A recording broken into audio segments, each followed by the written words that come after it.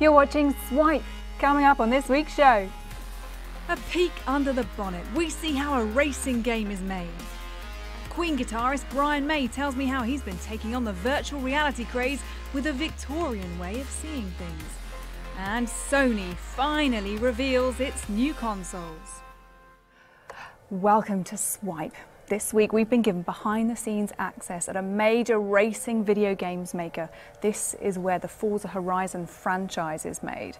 A series of car racing titles that have sold by the million around the world. And Chris has been finding out exactly what's involved in making the games. The high-octane thrills of racing video games are what makes them popular. But the developers of this title are putting as much effort into the world around the cars as they are the vehicles themselves.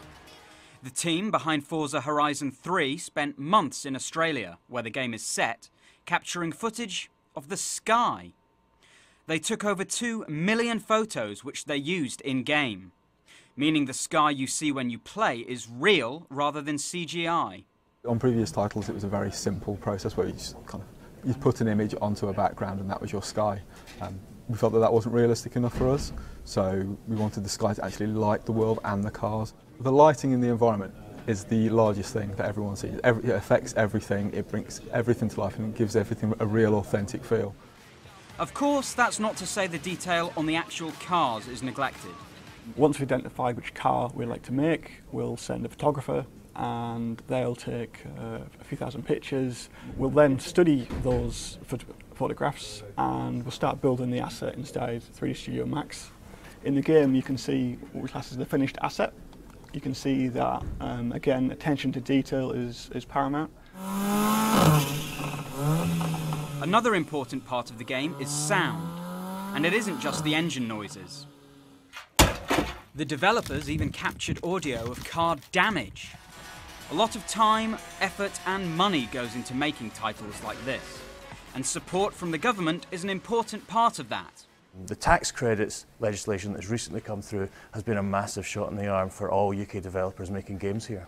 It's certainly very beneficial in terms of building a game with a British origin. Our team are British, we're obviously based exclusively here in the UK, and it certainly incentivises exactly that happening.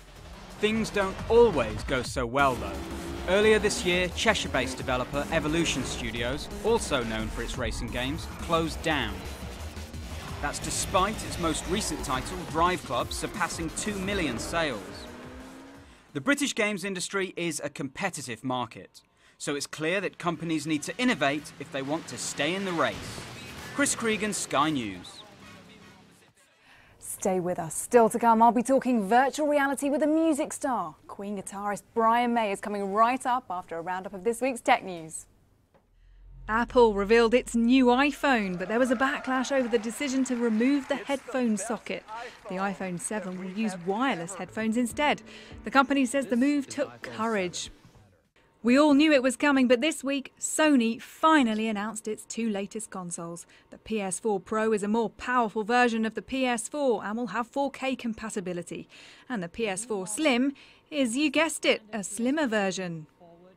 And America's National Flight Authority is apparently considering banning Galaxy 7 Notes on flights. The FAA is reportedly concerned after Samsung recalled around 2.5 million models because 35 devices spontaneously exploded. Coming up in our games review, remember this? We look back at a retro racing title. Now, I got to sit down with a very special guest this week. He's a music legend. I know that's a term that gets overused, but we think in this case it's warranted. You might know Brian May best for his guitar playing in the rock band Queen, but he's also an astrophysicist and now a tech developer. Ah, a little light relief. We have a stereoscopic selfie stick here. Who doesn't love a selfie? Brian May has got a whole YouTube playlist devoted to videos of him filming his audiences with a 3D selfie stick. Are you ready for this? Are you ready for this? It's not a gimmick. The guitarist and doctor of astrophysics is really into 3D innovations. He's even developed his own, the OWL VR kit, inspired by his love of stereoscopy, a Victorian way of viewing images in 3D. And I designed this OWL viewer for Victorian stereo cars and the stereo cars that I make every day in my life, you know. What are stereo cards? Stereo cars enable you to see something in 3D instead of flat. And it's always been odd to me, and since I've been a kid, I wonder why people don't do that all the time. You know, if you can take a stereoscopic picture, something that's 3D and got depth, why wouldn't you do that all the time rather than just have a flat picture? I had to invent this myself. I mean, I didn't invent the stereoscope, but I invented this particular one which focuses and collapses flat. What I did was design an adapter, which is this little back plate here, which fits in, and there's a plate here, a metal plate, which attaches to your phone. So once that's on there, the phone just slips in here and it's held tight, and there's your virtual reality machine. You know, it's all fun stuff. But I can, for instance, take a picture of you in stereo. Right, are you ready? You can be relaxed, but, you know, frozen. That's lovely. Right, one. And then I move to the right and take another one. And then this little app will enable you to slide these things around and sync them up. You press this button and you have your two pictures side by side. Okay.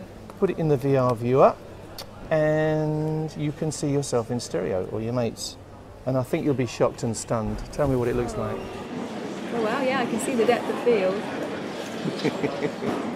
So you released this a few months ago. Yeah. And what's the reaction been like since then? The reaction's been great, and the timing's really good because we have a lot of VR stuff coming out from Queen as well. A lot of people must have asked you this. Why? Since I was about 8 years old and I discovered a little stereo card in a Weetabix packet, and I went, wow, that hippopotamus looks real, doesn't look flat anymore. I just thought stereo is the way to go. Virtual reality is huge right now, with fans spending hundreds of pounds on a single big-name headset. At the budget end of the market, there are options like Google Cardboard. So is the OWL a rival to that? Yeah, it is a sense of rival, although I've been working with Google to make this lovely animation experience which they've just done for Bohemian Rhapsody. Yes, you can view it on here or you can view it in Google Cardboard. Slightly different geometry, slightly different feel. Do you think virtual reality is really going to stick? Because a few years ago everyone said that 3D TV was the future, and that kind of failed, didn't it?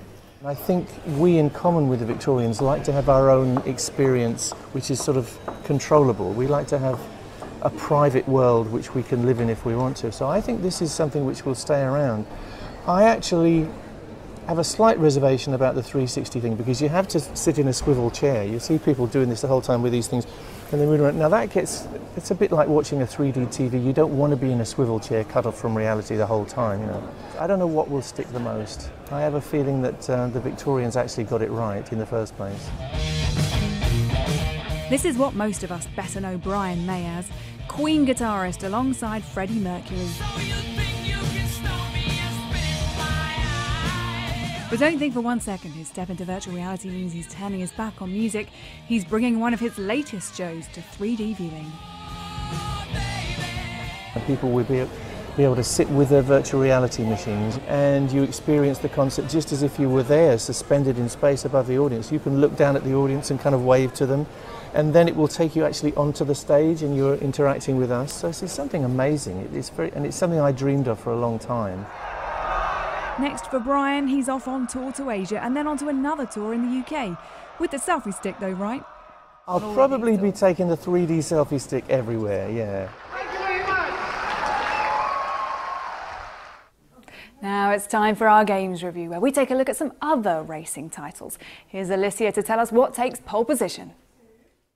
Codemasters are one of the UK's oldest studios, and they've been making racing games since way back in 2009, which in game development terms is basically the Jurassic Age. F1 2016 is the latest in their F1 series of racing games, and it is genuinely one of their best to date. They've learned from all the previous ones, and they've created this experience that's just incredibly realistic.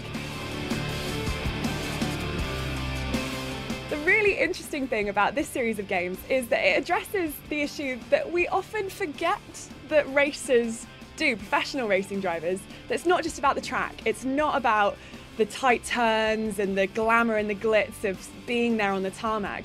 It's also about managing your time, your inbox, your agent, the engineers, and a large portion of the game is actually spent at a computer desk, which sounds really boring, but trust me, if you've ever played anything like The Sims or Football Manager or any of those simulation games, this is right up your street.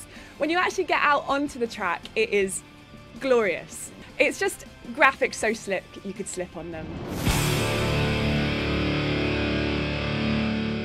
As Jane Austen once said, it's a truth universally acknowledged that a single player in possession of a good console must be in want of Mario Kart. It's one of the bastions of video game gaming culture. We've been playing it since the 90s. Mario Kart 64, which is one of my personal favourites, came out in 1996, and it was one of the first games to really have 3D graphics. And suddenly you had these 3D rendered graphics that meant that courses weren't just two-dimensional. We could introduce these ideas of pits and kind of traps and really engaging courses that you could really race. It is one of the first racing games. It's just really creative, cartoonish, kooky fun. It's just a brilliant game. Welcome to Mario Kart. But for those who worship at the altar of tarmac and who guzzle their communion wine from a petrol tank, Project Cars is kind of the holy grail of racing car simulation because it's so realistic. And this is a game that's altogether more serious. It came out last year, and there's no poppy soundtrack or generous rewinds that often racing games have if you take a wrong turn and you can reverse back onto the tarmac. Instead, Project Cars aims to be satisfying in its realism. So if you're the type of person that drinks your Coke full fat and your squash undiluted and your motorsports, you like them pure, this is definitely one to check out. Well, that's it for this week, but don't forget you can watch any of our episodes on our YouTube playlist. Just type in Sky News Swipe and take a look at Sky News on mobile, tablet, catch up, SkyQ and Snapchat for all the latest tech news throughout the week. We'll see you again next time. Bye bye.